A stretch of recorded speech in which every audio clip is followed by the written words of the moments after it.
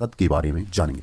Friends, Bharat की संसद के बारे में महत्वपूर्ण बिंदुओं पर चर्चा करेंगे और उससे संबंधित प्रश्नों का एक सेट अंत में लगाएंगे। फ्रेंड्स, अगर चैनल पे नए हैं तो मेरे इस चैनल को लाइक, शेयर, कमेंट और सब्सक्राइब जरूर करें। तो फ्रेंड्स, हम इसमें जो महत्वपूर्ण टॉपिक आज देखने वाले हैं और इस प्रकार के आपको पॉलिटिकल के बहुत सारे टॉपिक्स मेरे इस चैनल पे मिल जाएंगे। तो फ्रेंड्स, भारतीय संसद के बारे में हम जान लेते हैं। तो फ्रेंड्स, जो भारतीय संसद की संसदीय प्रणाली है वो ब्रिटिश संसदीय प्रणाली से ली गई है। तो फ्रेंड्स, ये क्वेश्चन इंपॉर्टेंस बन जाता है कि भारत के संविधान में जो संसदीय प्रणाली है वह किस देश की संसदीय प्रणाली से ली गई है। तो जो संसद की भारत की जो संसद की संसदीय प्रणाली है वो ब्रिटेन से ली गई है। फ्रेंड्स, पहली बात। दूसरा, भारतीय संसद का जो स्ट्रक्चर है वो 3 पार्ट से मिलकर के बनता है। उसका पहला पार्ट है लोकसभा, दूसरा पार्ट है राज्यसभा और तीसरा पार्ट है राष्ट्रपति।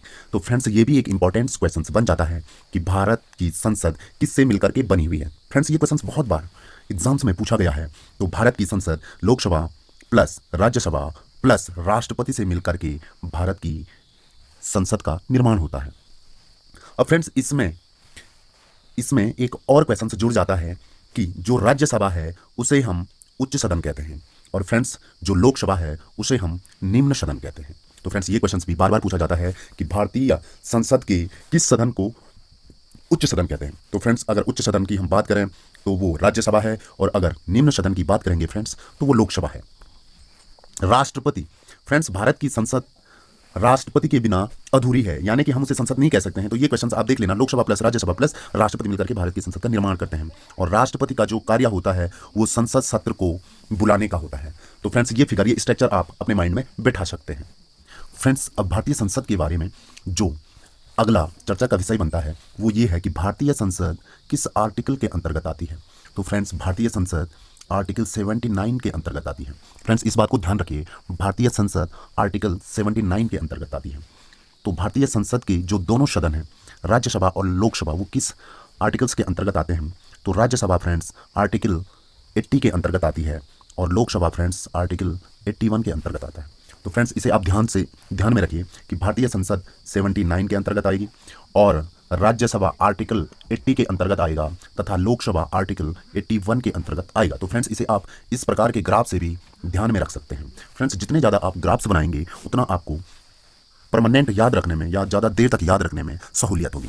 तो फ्रेंड्स, हमारे इस चैनल पर जो पढ़ाया जाता है वो बिल्कुल ग्राफ्स के द्वारा पढ़ाया जाता है। फ्रेंड्स, अगर आप चैनल पर नए हैं तो चैनल को लाइक, शेयर, कमेंट और सब्सक्राइब जरूर करें। फ्रेंड्स, लोकसभा से संबंधित कुछ इंपॉर्टेंट पॉइंट हैं, उन पर नजर डाल देते हैं।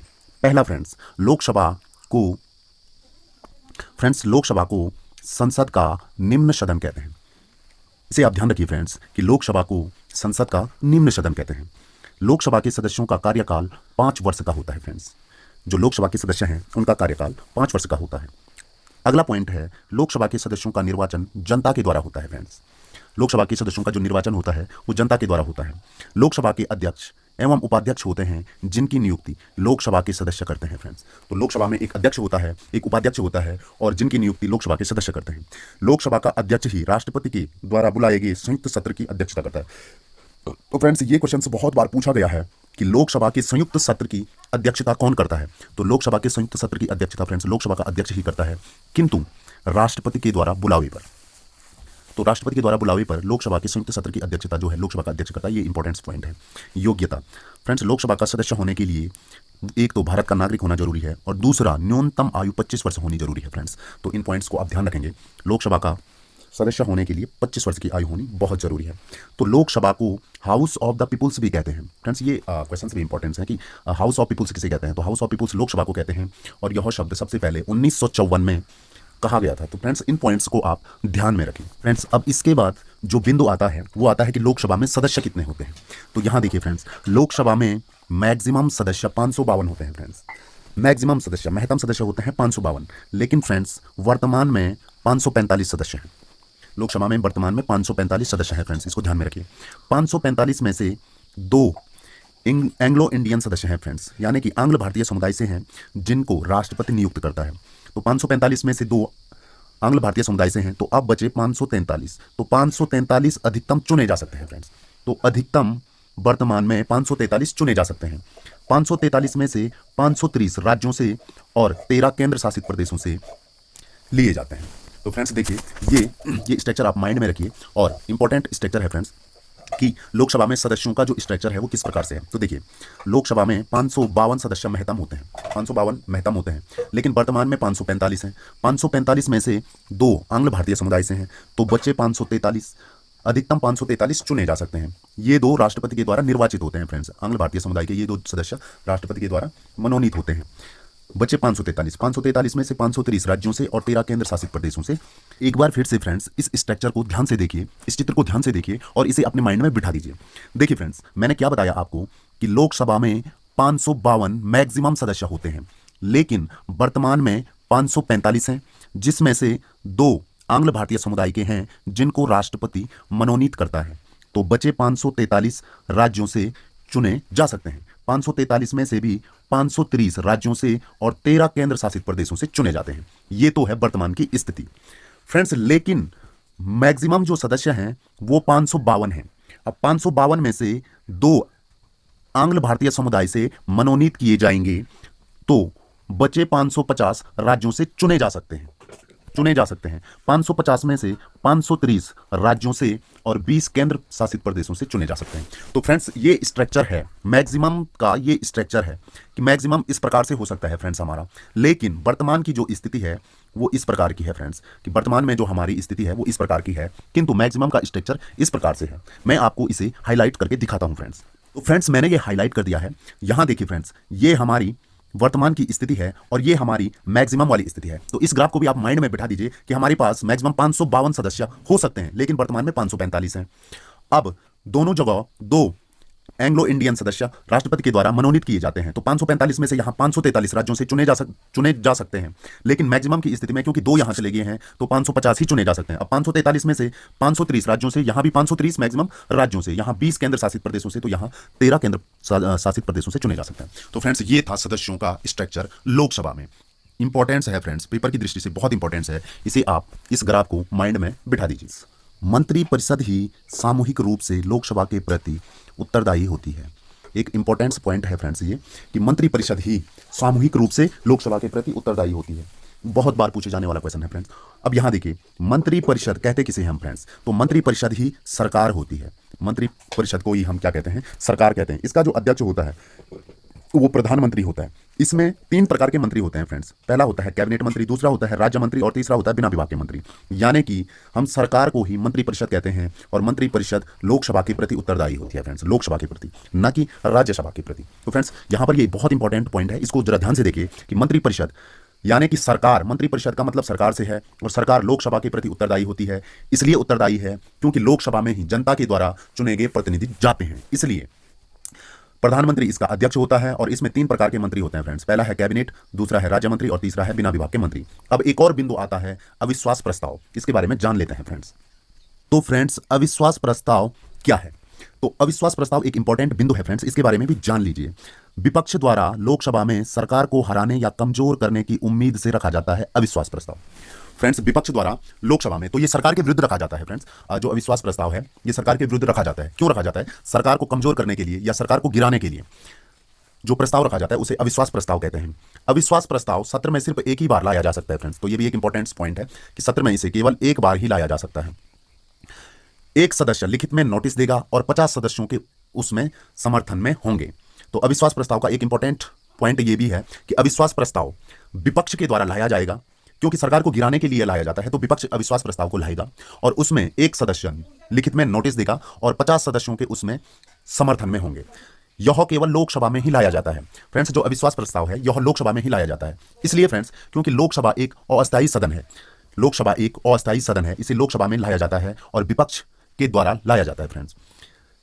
एक पॉइंट हाईलाइट किया गया है कि विश्वनाथ प्रताप सिंह पहले प्रधानमंत्री थे जो विश्वास मत हासिल नहीं कर पाए।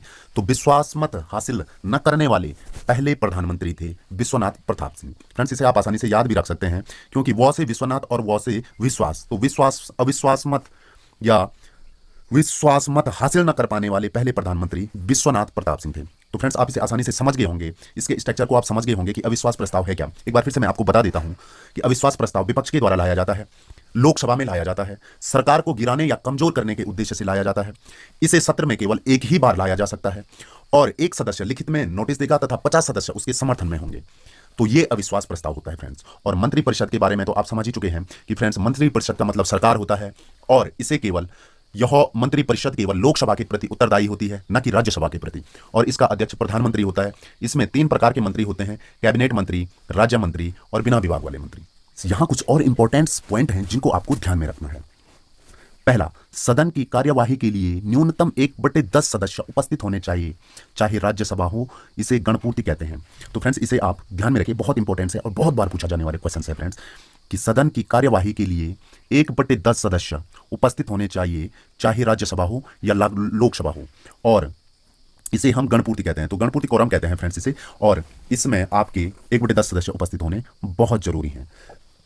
दूसरा फ्रेंड्स, कि पहली लोकसभा महिला अध्यक्ष थी, पहली लोकसभा की महिला अध्यक्ष थी मीरा कुमार। तो फ्रेंड्स पहली लोकसभा महिला अध्यक्ष थी मीरा कुमार। और यह क्वेश्चन बहुत बार पूछा जाता है कि पहले अध्यक्ष थे जीवी मावलंकर। फ्रेंड्स बहुत बार पूछे जाने वाला क्वेश्चन है कि पहले जो लोकसभा के अध्यक्ष थे वह कौन थे, तो वो थे जीवी मावलंकर। फ्रेंड्स वर्तमान में हमारे जो लोकसभा के अध्यक्ष हैं वो है ओम बिरला। फ्रेंड्स वो है ओम बिरला। फ्रेंड्स आप इसे ध्यान रखिए, वो है ओम बिरला। तो वर्तमान में हमारे जो लोकसभा अध्यक्ष हैं वो ओम बिरला है फ्रेंड्स। अब है कि शून्यकाल किसे कहते हैं। तो फ्रेंड्स देखिए, संसद जो चलती है वो 2 प्रकार से चलती है। एक तो 12 बजे से पहले का कार्यकाल, उसे हम प्रश्नकाल कहते हैं, जिसमें कि केवल प्रश्न पूछे जाते हैं 12 बजे से पहले। और दूसरी होती है फ्रेंड्स 12 बजे के बाद, उसे हम कार्यसूची कहते हैं फ्रेंड्स। तो 12 बजे से पहले का जो काल होता है, यानी कि शुरुआती जो समय होता है, उसे हम प्रश्नकाल कहते हैं, और 12 बजे के बाद का जो समय होता है उसे हम कार्यसूची कहते हैं फ्रेंड्स। इन दोनों के बीच कुछ गैप होता है, कुछ इंटरवल होता है, उसको हम शून्यकाल कहते हैं। और ये बहुत बार पूछे जाने वाला क्वेश्चन है फ्रेंड्स। तो इसे भी आप ध्यान में रखिए कि शून्यकाल हम किसे कहते हैं, यानी कि शून्यकाल प्रश्नकाल और कार्यसूची काल के बीच का जो गैप समय होता है उसको हम शून्यकाल कहते हैं। और शून्यकाल में संसद की कोई भी कार्यवाही नहीं चलती है फ्रेंड्स। तो इसे भी आप ध्यान में रखेंगे। हमारा जो अगला टॉपिक है वो है राज्यसभा। तो फ्रेंड्स राज्यसभा के बारे में भी कुछ इंपॉर्टेंट बिंदु जान लेते हैं। फ्रेंड्स मैं आपको पहले बता चुका हूं कि ये आर्टिकल 80 के अंतर्गत आता है। इतना तो हमने जान लिया है कि ये आर्टिकल 80 के अंतर्गत आता है, और इसे हम उच्च सदन कहते हैं। साथ ही साथ ये अस्थायी सदन भी है, ये भंग नहीं होता कभी फ्रेंड्स। तो इंपॉर्टेंट बिंदु जो परीक्षा की दृष्टि से इंपॉर्टेंट बिंदु हैं राज्यसभा के, वो मैं आपको इस फिगर में बताता हूं कि कौन से इंपॉर्टेंट बिंदु आपको परीक्षा की दृष्टि से याद रखने हैं। तो फ्रेंड्स देखिए, राज्यसभा आर्टिकल 80 के अंतर्गत आता है। इसमें ये संसद का उच्च सदन है। ये आपको ध्यान में रखना है कि राज्यसभा को संसद का उच्च सदन कहते हैं। राज्यसभा के जो सदस्यों की नियुक्ति होती है फ्रेंड्स, वो राज्य विधानसभा के सदस्यों से होती है। तो राज्यसभा के जो, यानी कि राज्यों के विधानसभाओं से जो सदस्य हैं वो राज्यसभा में उनकी नियुक्ति होती है। तो फ्रेंड्स राज्यसभा के सदस्यों की नियुक्ति राज्य के विधान सभा के सदस्यों से होती है। और फ्रेंड्स ये इनडायरेक्ट होता है। कभी कभार पूछा जाता है फ्रेंड्स कि डायरेक्ट तो जनता के द्वारा चुने जाते हैं। तो जनता के द्वारा जो चुने जाते हैं वो लोकसभा में जाते हैं, लेकिन राज्यसभा में जो सदस्य जाते हैं फ्रेंड्स वो इनडायरेक्ट जाते हैं, क्योंकि जनता विधानसभा के सदस्यों का चुनाव करती है, और विधानसभा के सदस्य ही अपने में से निर्वाचन करके राज्यसभा में सदस्यों को भेजते हैं। तो इस पॉइंट को भी आप नोट रखिए कि राज्यसभा में जो सदस्य जाते हैं वो विधानसभाओं से निर्वाचित होकर के जाते हैं फ्रेंड्स, और इनडायरेक्ट जाते हैं। वो डायरेक्ट नहीं बल्कि इनडायरेक्ट जाते हैं। फ्रेंड्स अगला है कि राज्यसभा में प्रत्येक 2 वर्षों में 1/3 सदस्य सेवानिवृत्त हो जाते हैं। राज्यसभा के प्रत्येक 2 वर्ष में 1/3 सदस्य निर्गत हो जाते हैं फ्रेंड्स, निवृत्त हो जाते हैं और नए सदस्य आते हैं। अतः राज्यसभा कभी भंग नहीं होती, इसलिए इसे अस्थायी सदन भी कहा जाता है। तो फ्रेंड्स इस पॉइंट को याद रखिए कि प्रत्येक 2 वर्ष बाद 1/3 सदस्यों की छुट्टी हो जाएगी और नए सदस्य आएंगे, इसीलिए इसे अस्थायी सदन कहा जाता है, क्योंकि ये कभी भंग नहीं होता। तो राज्यसभा का कार्यकाल फ्रेंड्स 6 वर्ष का होता है। इसे आप ध्यान रखेंगे कि इसका कार्यकाल 6 वर्ष का होता है, जबकि लोकसभा का 5 वर्ष का होता है फ्रेंड्स। उपराष्ट्रपति राज्यसभा का पदेन सभापति होता है। ये बहुत इंपॉर्टेंट पॉइंट है फ्रेंड्स कि उपराष्ट्रपति राज्यसभा का पदेन सभापति होता है, और जिसे अध्यक्ष कहते हैं फ्रेंड्स हम, यानी कि उपराष्ट्रपति ही राज्यसभा का अध्यक्ष होता है, लेकिन वह उस सदन का सदस्य नहीं होता है। ये भी आप ध्यान रखेंगे, क्योंकि राष्ट्रपति किसी भी सदन का सदस्य नहीं होता है। तो ये पॉइंट इंपॉर्टेंट है कि राष्ट्रपति राज्यसभा का पदेन सभापति होता है, यानी अध्यक्ष होता है, किंतु वह उस सदन का सदस्य नहीं होता है, और जिसका कार्यकाल 5 वर्ष का होता है फ्रेंड्स। राज्यसभा के उपसभापति को राज्यसभा के उपसभापति को अपने में से राज्यसभा के सदस्य ही चुनते हैं। अब राज्यसभा का जो उपसभापति होता है उसका चुनाव राज्यसभा के सदस्य ही करते हैं। फ्रेंड्स, इसकी योग्यता देख लीजिए कि योग्यता में क्या है। वह भारत का नागरिक होना चाहिए, पहली बात, और न्यूनतम आयु 30 वर्ष होनी चाहिए। फ्रेंड्स, इसमें जो राज्यसभा के लिए है, यानी कि जो उच्च सदन है, यानी कि जो अस्थायी सदन है, यानी कि जो कभी भंग नहीं हो सकता है, उसके लिए जो न्यूनतम आयु है वो 30 वर्ष की है फ्रेंड्स। और जबकि लोकसभा के लिए मैंने पहले बताया आपको, लोकसभा के लिए आपको जो चाहिए वो 25 वर्ष की आयु चाहिए। तो फ्रेंड्स, ये सारे पॉइंट पेपर की दृष्टि से इंपॉर्टेंस हैं। फ्रेंड्स, जिस प्रकार से हमने लोकसभा का स्ट्रक्चर देखा था कि उसके सदस्यों का स्ट्रक्चर जो हमने बनाया था, उसी प्रकार से यहां पर हम राज्यसभा के सदस्यों का स्ट्रक्चर भी देखेंगे। तो फ्रेंड्स, राज्यसभा में मैक्सिमम सदस्य 250 होते हैं। फ्रेंड्स, मैक्सिमम सदस्य 250 होते हैं और वर्तमान में हमारे पास 245 हैं। फ्रेंड्स, राज्यसभा में वर्तमान में 245 सदस्य हैं। उसमें से फ्रेंड्स 233 अधिकतम चुने जा सकते हैं। 233 को हम अधिकतम चुन करके ला सकते हैं, लेकिन 12 सदस्य फ्रेंड्स राष्ट्रपति के द्वारा मनोनीत होते हैं। जो 12 सदस्य हैं वो राष्ट्रपति के द्वारा मनोनीत होते हैं, वो भी खेल, साहित्य या फिर विभिन्न क्षेत्रों में विशेष योगदान जिनके द्वारा दिया जाता है, और राष्ट्रपति उनको मनोनीत करके राज्यसभा में लाती है। अब फ्रेंड्स, यहां देखिए 233 में से 229 राज्यों के द्वारा लाए जाते हैं और 4 सदस्य केंद्र शासित प्रदेश के द्वारा लाए जाते हैं। तो फ्रेंड्स, ये स्ट्रक्चर आप माइंड में बिठा दीजिए। फिर से एक बार मैं आपको फिर से इस स्ट्रक्चर को बता देता हूं कि राज्यसभा में 250 मैक्सिमम सदस्य हैं। मैक्सिमम की अगर हम बात करें फ्रेंड्स तो 250 हैं, किंतु वर्तमान में हमारे पास 245 सदस्य हैं राज्यसभा में। 245 में से 12 सदस्य राष्ट्रपति के द्वारा मनोनीत किए जाते हैं। खेल, साहित्य या अन्य क्षेत्रों में विशेष योगदान जिनके द्वारा दिया जाता है, ऐसे 12 सदस्य राष्ट्रपति मनोनीत करता है।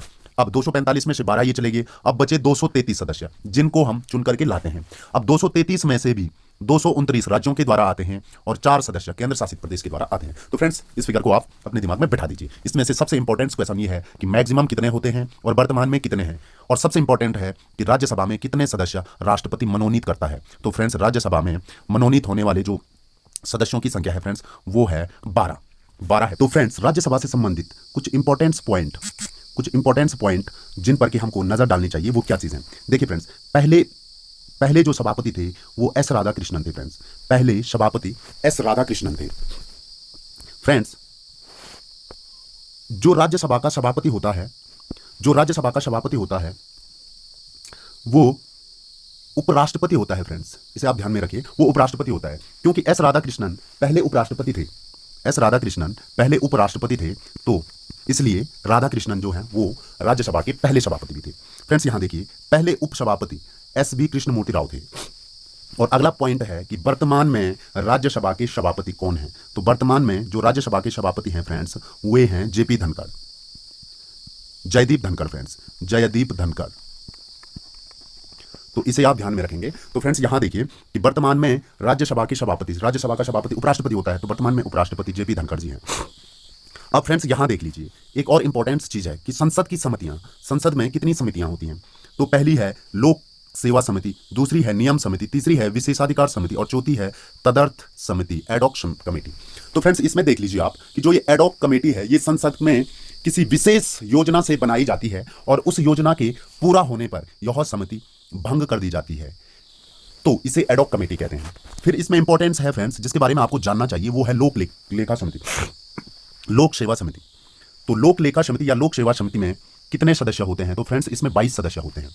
15 लोकसभा से होते हैं और 7 राज्यसभा के होते हैं। इसका जो अध्यक्ष होता है फ्रेंड्स वो विपक्ष का नेता होता है, और इसका जो मुख्य कार्य होता है या काम होता है वो मंत्रालयों की व्यय, यानी कि उन्होंने कितना खर्चा किया, और कैग की रिपोर्ट, प्रवर्तन निर्देशालय की जो रिपोर्ट है उस पर विचार विमर्श करना होता है। फ्रेंड्स, तो लोक लेखा समिति बहुत इंपॉर्टेंट है और इससे बहुत बार क्वेश्चंस पेपरों में पूछे गए हैं कि लोक लेखा समिति में कितने सदस्य होते हैं। फ्रेंड्स, तो लोक लेखा समिति में 22 सदस्य होते हैं, इसमें से 15 आपकी लोकसभा से होते हैं और 7 राज्यसभा के होते हैं। फ्रेंड्स, इसका जो नेता होता है वो, इसका जो अध्यक्ष होता है वो विपक्ष का नेता होता है, और इसका काम है कि मंत्रालयों ने कितना व्यय किया उसकी रिपोर्ट देना या उस पर नजर रखना, साथ ही साथ कैग यानी कि प्रवर्तन निर्देशालय की रिपोर्ट पर विचार विमर्श करना। फ्रेंड्स, अभी तक हमने जितना भी पढ़ा उससे संबंधित क्वेश्चंस आंसर का एक सेट हम यहां लगाते हैं, और ये क्वेश्चंस आंसर पहले के पेपरों में पूछे गए हैं। तो उन सारे क्वेश्चंस आंसरों का सेट में यहां लगा रहा हूं और आप इसको ध्यान से देखिए। फ्रेंड्स, तो पहला क्वेश्चन है, भारत में सरकार की संसदीय प्रणाली से ग्रहण की गई है। भारत में सरकार की जो संसदीय प्रणाली है फ्रेंड्स, वर्ड है संसदीय प्रणाली, वो कहां से ग्रहण की गई है? तो फ्रेंड्स ये मैंने शुरुआत में बताया था कि भारत की जो संसदीय प्रणाली है वो ब्रिटिश संविधान यानी ब्रिटिश सरकार यानी कि ब्रिटिश देश यानी ब्रिटेन से यानी कि ब्रिटिश सरकार से ली गई है। और फ्रेंड्स मैंने ये भी बताया था संसद लोकसभा, राज्यसभा और प्लस राष्ट्रपति से मिलकर के बनती है। संसद का उल्लेख आर्टिकल 79 में है, राज्यसभा का उल्लेख आर्टिकल 80 में है और लोकसभा का उल्लेख आर्टिकल 81 में है। तो फ्रेंड्स एक बार मैं आपको ऐसे ही रिवाइज भी करवाता जाऊंगा। तो फ्रेंड्स अगला जो क्वेश्चन है, भारतीय संसद के अपर हाउस को किस नाम से जाना जाता है? Upper house. तो फ्रेंड्स अपर हाउस का मतलब है उच्च सदन। तो फ्रेंड्स भारतीय संसद में जो उच्च सदन है उसे हम राज्यसभा के नाम से जानते हैं और जो हमारा निम्न सदन है उसे हम लोकसभा के नाम से जानते हैं। राज्यसभा को भंग किया जाता है। तो फ्रेंड्स राज्यसभा कभी भी भंग नहीं की जा सकती है, इसको आप ध्यान से देखिए। और सीपीओ 2008 में पूछा गया प्रश्न है कि राज्यसभा को भंग किया जाता है। तो फ्रेंड्स राज्यसभा भंग नहीं होती है क्योंकि ये एक अस्थायी सदन है, उच्च सदन है और अस्थायी सदन है। फ्रेंड्स इसके 1/3 सदस्य हर 2 वर्ष बाद सेवानिवृत्त हो जाते हैं। फ्रेंड्स ये भी याद रखिए, इसके 1/3 सदस्य हर 2 वर्ष बाद सेवानिवृत्त हो जाते हैं। फ्रेंड्स हमारे पास जो अगला क्वेश्चन है एसएससी एमटीएस 2014 में पूछा गया है। क्वेश्चन है भारत में संसदीय ढांचे में 2 अस्थायी सदनों के नाम बताइए। फ्रेंड्स संसदीय ढांचे में 2 अस्थायी सदन कौन से हैं? तो फ्रेंड्स राज्यसभा और विधानसभा पहला विकल्प है, तो इसे नेग्लेक्ट कर दीजिए क्योंकि राज्यसभा एक अस्थायी सदन है तो पहला विकल्प तो होगा ही नहीं। दूसरा है लोकसभा और विधान परिषद, ये हो सकता है। तीसरा है राज्यसभा और विधान परिषद, तो फ्रेंड्स सी वाला विकल्प भी नेग्लेक्ट कर लीजिए क्योंकि उसमें राज्यसभा है और राज्यसभा एक अस्थायी सदन है, अस्थायी नहीं है बल्कि अस्थायी है। तो फ्रेंड्स अब हमारे पास 2 विकल्प बचते हैं, बी वाला है लोकसभा और विधान परिषद और डी वाला है लोकसभा और विधानसभा। तो फ्रेंड्स जो अस्थायी सदन होते हैं वो केंद्र में लोकसभा होता है और राज्यों में विधानसभा होता है। फ्रेंड्स तो हमारे पास जो विकल्प डी है वो बिल्कुल सही होगा। एक बार फिर से सुनिए कि जो अस्थायी सदन है वो केंद्र में लोकसभा है और राज्यों में विधानसभा है। इसके उलट केंद्र में अस्थायी सदन राज्यसभा है जबकि राज्यों में अस्थायी सदन विधान परिषद है। तो फ्रेंड्स इसे भी आप ध्यान में रखेंगे। अगला क्वेश्चन से है राज्यसभा के नियुक्त के लिए न्यूनतम आयु कितनी होनी चाहिए? फ्रेंड्स राज्यसभा के लिए तो एसएससी सीपीओ 2007 में पूछा गया है, तो राज्यसभा के लिए फ्रेंड्स 30 वर्ष की आयु होनी चाहिए। इसे आप ध्यान में रखेंगे। राज्यसभा की नियुक्ति के लिए न्यूनतम आयु 30 वर्ष होनी चाहिए जबकि लोकसभा के लिए यह आयु 25 वर्ष है। फ्रेंड्स क्वेश्चन नंबर अगला है भारतीय संसद के संयुक्त सत्र की अध्यक्षता कौन करता है? तो फ्रेंड्स भारतीय संसद के संयुक्त सत्र की अध्यक्षता लोकसभा का अध्यक्ष करता है। फ्रेंड्स बहुत इंपॉर्टेंट क्वेश्चन है और एसएससी टीआई 2013 का पूछा भी गया है। तो भारतीय संसद के संयुक्त सत्र की अध्यक्षता लोकसभा का अध्यक्ष करता है राष्ट्रपति के बुलावे पर। संयुक्त सत्र का जो अधिवेशन होता है उसकी अध्यक्षता तो लोकसभा का अध्यक्ष ही करता है, लेकिन किसके बुलावे पर? राष्ट्रपति के बुलावे पर। तो ये आपको ध्यान में रखना पड़ेगा कि राष्ट्रपति के बुलावे पर लोकसभा का अध्यक्ष संयुक्त अधिवेशन की अध्यक्षता करता है। फ्रेंड्स हमारे पास जो अगला क्वेश्चन है कि संसद की लोक लेखा समिति का अध्यक्ष नियुक्त किया जाता है। फ्रेंड्स एसएससी 2013 में पूछा गया है कि संसद की जो लोक लेखा समिति होती है उसका अध्यक्ष नियुक्त किया जाता है लोकसभा के अध्यक्ष के द्वारा या भारत के राष्ट्रपति के द्वारा या राज्यसभा के अध्यक्ष के द्वारा या निम्न में से कोई नहीं। तो फ्रेंड्स जो लोक लेखा समिति का अध्यक्ष नियुक्त किया जाता है वो लोकसभा के अध्यक्ष के द्वारा किया जाता है। तो फ्रेंड्स विकल्प नंबर ए सही होगा, लोकसभा के अध्यक्ष के द्वारा किया जाता है। तो फ्रेंड्स एक बार इसको थोड़ा मैं रिवाइज कर लूँ आपको कि जो लोक लेखा समिति है वो आपके मंत्रालयों के व्यय और कैग की रिपोर्ट पर विचार विमर्श करने के लिए बनाई जाती है। इसमें 22 सदस्य होते हैं। फ्रेंड्स 22 सदस्य होते हैं, 15 आपके लोकसभा से होते हैं और 7 आपकी राज्यसभा से होते हैं। फ्रेंड्स इसका जो अध्यक्ष होता है वो विपक्ष का नेता होता है।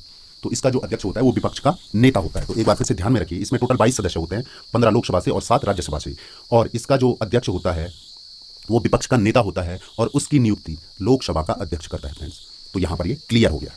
क्वेश्चन नंबर अगला है भारतीय संसद में लोक लेखा समिति का अध्यक्ष होता है।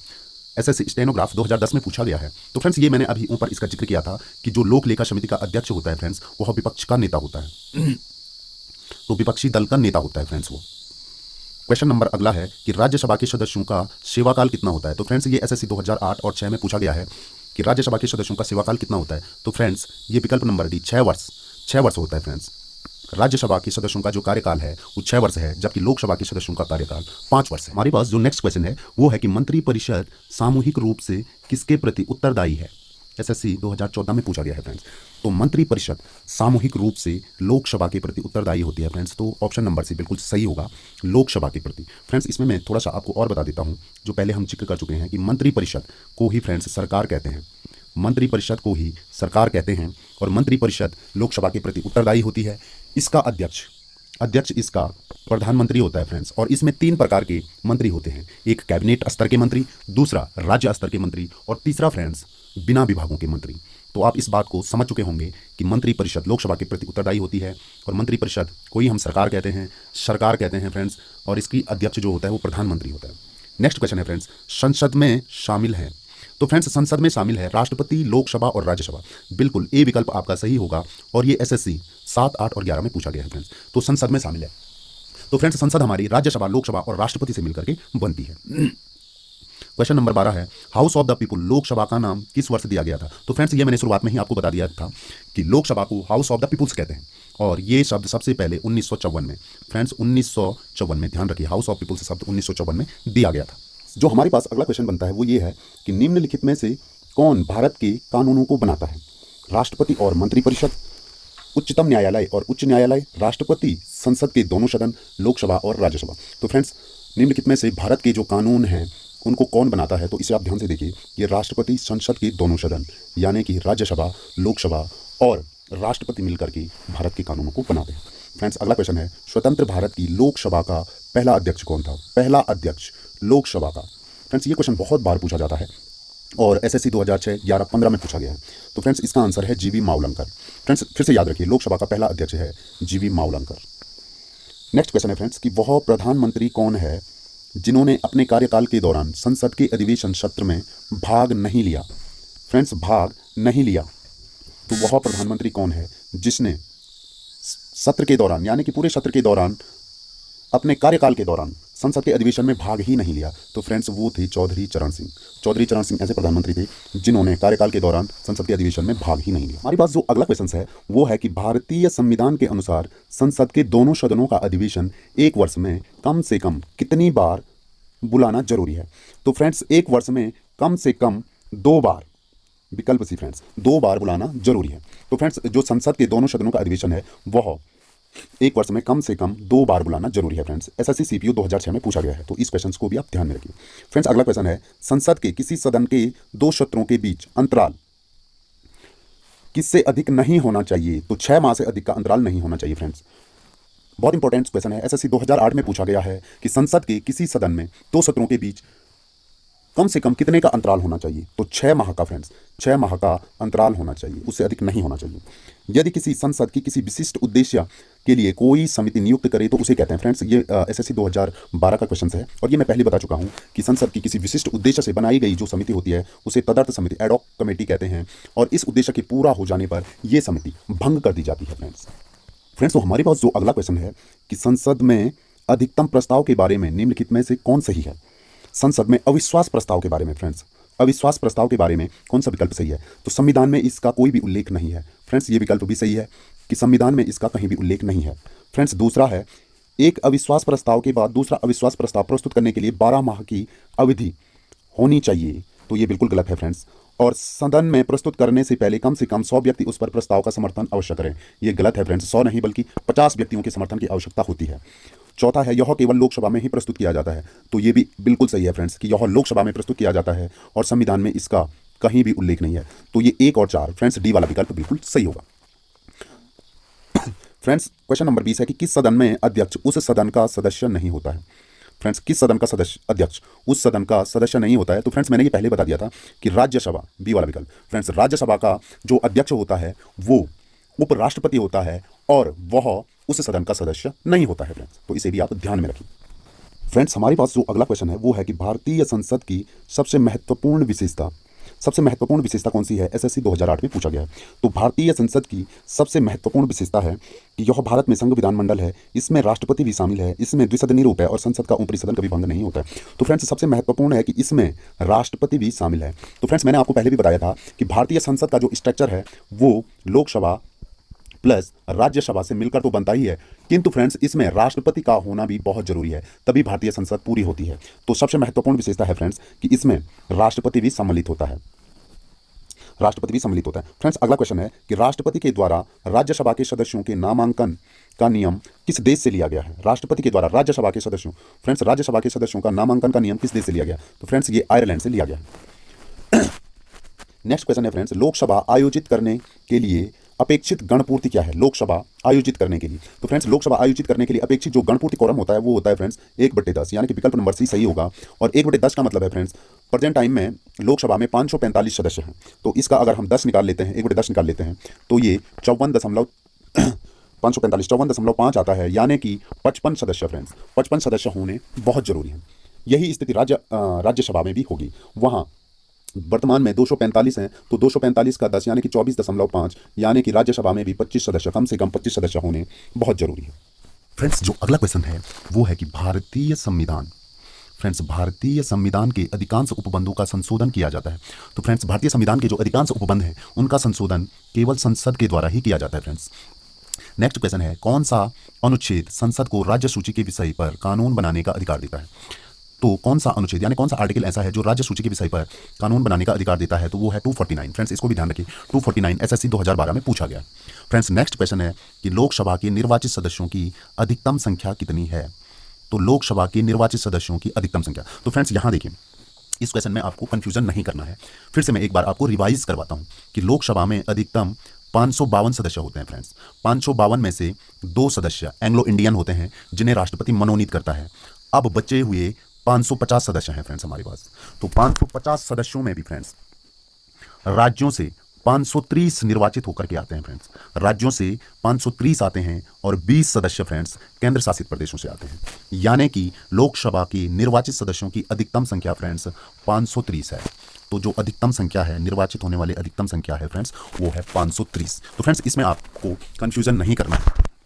इस पॉइंट को आपको है कि निम्नलिखित में से लोकसभा की प्रथम महिला अध्यक्ष कौन थी? तो फ्रेंड्स ये क्वेश्चन भी बहुत बार पूछा गया है, तो वो थी लोकसभा की प्रथम महिला अध्यक्ष मीरा कुमार। फ्रेंड्स अगला क्वेश्चन है, भारतीय संसद द्वारा निर्वाचित सदन निम्न में से कौन सा है? भारतीय संसद का जनता के द्वारा, फ्रेंड्स जनता के द्वारा निर्वाचित सदन कौन सा है? तो फ्रेंड्स इसमें कंफ्यूजन नहीं है, जनता के द्वारा निर्वाचित सदन है लोकसभा, जिसे निम्न सदन भी कहते हैं, और यह एक अस्थायी सदन है फ्रेंड्स। और क्वेश्चन नंबर अगला है, भारतीय संसद की कामकाज में शून्यकाल का क्या अर्थ है? तो फ्रेंड्स देखिए, शून्यकाल हम किसे कहेंगे? फ्रेंड्स जो भारतीय संसद है उसमें दो टर्म्स होते हैं फ्रेंड्स। एक होता है 12 बजे से पहले का काल और एक होता है 12 बजे के बाद का काल। जो 12 बजे से पहले का काल होता है फ्रेंड्स, उसको हम प्रश्नकाल कहते हैं। फ्रेंड्स उसको हम प्रश्नकाल कहते हैं। और जो 12 बजे के बाद का होता है फ्रेंड्स, वो होता है कार्यवाही काल। तो फ्रेंड्स उसको हम कार्यवाही काल कहते हैं। इन दोनों के बीच का इंटरवल फ्रेंड्स शून्यकाल कहा जाता है। इन दोनों के बीच का जो टाइम पीरियड होता है, छोटा सा इंटरवल होता है, गैप होता है, उसे हम शून्यकाल कहते हैं। तो शून्यकाल में कोई भी कार्यवाही नहीं की जाती है, तो फ्रेंड्स इसे हम संसद का शून्यकाल कहते हैं। तो फ्रेंड्स अगर वीडियो पसंद आई हो तो इस वीडियो को लाइक, शेयर, कमेंट और मेरे इस चैनल को सब्सक्राइब जरूर करें। साथ में घंटी वाला बेल आइकन भी दबाएं ताकि हमारी हर एक नई वीडियो की इंफॉर्मेशन सबसे पहले आप तक पहुंचे।